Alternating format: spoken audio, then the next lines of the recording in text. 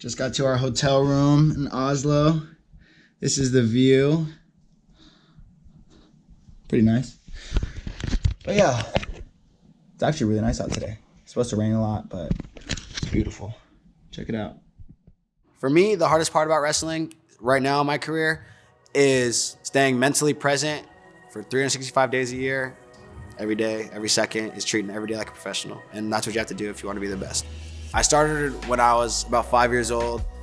My dad wrestled for like a year or two in high school. So did my grandpa, but nobody ever really did it at a serious level. It was more just like for fun.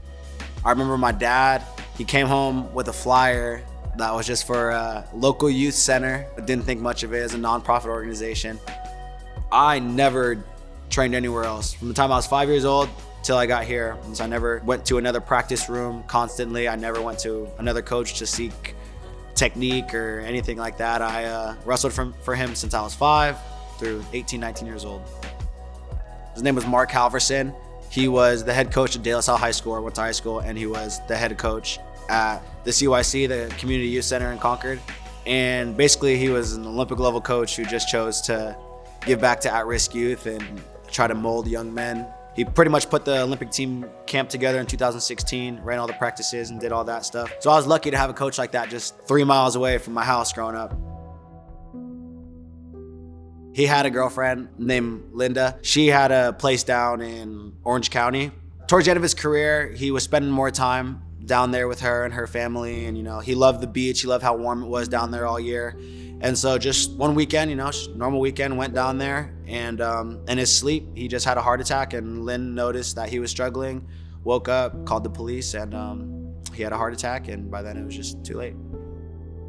Coach Halverson was a father figure in many ways to Peyton.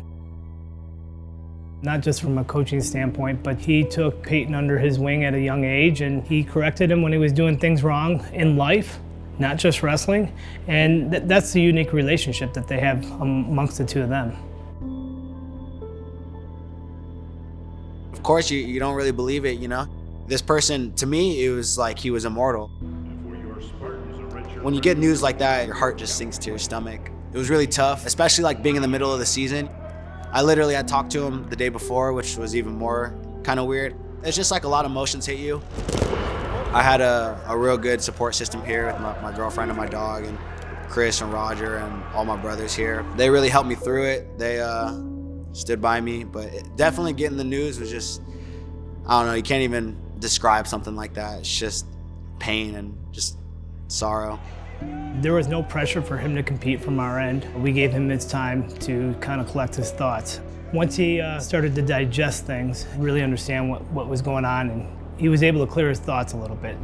I think he knew at the end of the day, Coach Halverson would want him to be competing. Peyton Omania is wrestling with a heavy heart. His Greco coach, Mark Halverson, passed away a few days ago. Oh, nice left-handed headlock here by Omania. It's a bad spot for Kanan Storr. Omania. Oh boy, this is a bad spot. The redshirt freshman looking to make some noise against Kanan Storr. A lot of times you look at things and go, is there a bigger power out there? And you knew at that moment there was something bigger out there.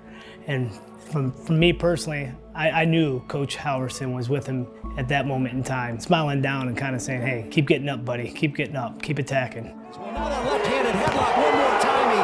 He looks to me like he got it. It's a bad spot for Kanan Storr. Omania adding to his lead.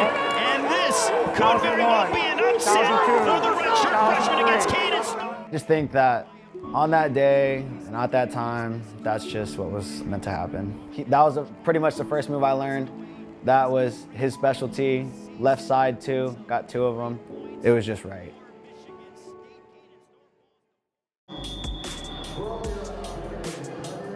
Greco-Roman wrestling is based on throws. You can't grab legs. It's just all based on upper body throws. Folk style, the collegiate style, the style that you wrestle in the NCAA, was always kind of my secondary style growing up. Coach Halverson was a Greco fanatic. He loved Greco. That's kind of how I started wrestling. I went to a lot of age group trials. When I was 16 is when I made my first US team. So I did that. Cadets, I made 2 junior teams and 2 U23 teams.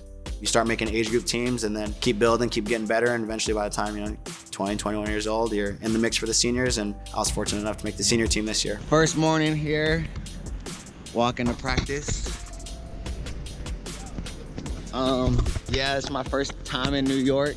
I flew from Grand Rapids to New York for 9 days. This morning we had a recovery day. They brought in chiropractors and massage therapists, and just worked on our bodies, worked on our minds. We did some light movement training this morning, just real light stretching and stuff like that. We finished up camp in New York, and we made it to Frankfurt, Germany. I didn't record the last couple days because I didn't really do much but train. Super jet lagged, super tired. And then after that, I flew to Oslo, Norway, and I spent another week there competing at the World Championships. I only made it to Norway. Yeah, we got our bags and everything, and now we're gonna shuttle over to the hotel. I'm not really sure the quarantine period that we're gonna go through, but I feel good now that we're finally here, ready to kind of start focusing on the tournament. I knew the Olympics was a dream from the time I was probably 6 years old. Just the highest level of competition. It's crazy. Guys I've seen since I was real little, still going at it, still winning world titles. It's kind of inspiring. You definitely have to be prepared and be on your A game. You need your best day 10 times out of 10. There is no just sneaking past anybody at the tournament. Everybody's really good. Leading up to the tournament, I think I had a good weight cut. Me and Chris did a good job of managing that, and I felt great. That's the worst thing in the world, right? You feel great. You feel like you prepared well. You feel like you did all the right things, and then you get out there, and I ended up losing to the guy from Azerbaijan. A lot of things go through your head. I don't think I was really down on myself at all. There's just always something to take away from it. There's nothing to cry and sulk about. It's just pick it up, move forward. You got something else in front of you, Big Ten season on the clock. Just turn around and focus on that. Just got to continue evolving and continue to get better and work hard, and eventually I'll get to where I want to be. I think it's great to have goals, bigger goals than just being an All-American or NCAA champion.